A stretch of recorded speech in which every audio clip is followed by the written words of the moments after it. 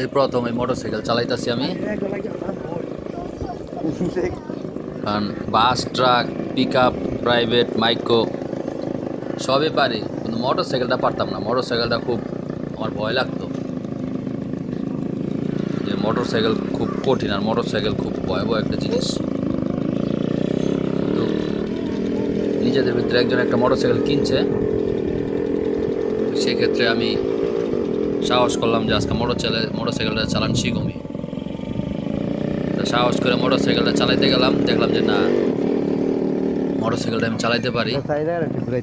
মনের ভিতরে একটা ভয় বিরাজ করছিল যে মোটরসাইকেল জানি কি কঠিন জানি একটা জিনিস, কিন্তু মোটরসাইকেল নিয়ে টান দেওয়ার পরে ভাবলাম মানে নিজের থেকে লাগতেছে তো একদম সোজা, জুড়ে দেন একবারে সোজা। তাহলে শুধু শুধু ভয় বিরাজ করছে। হয়তো এখন মোটামুটি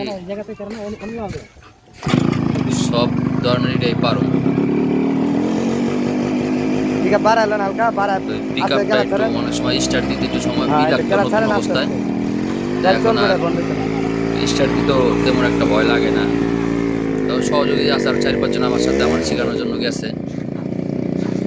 আমরা 2-3 জনে গেছি শেখার জন্য।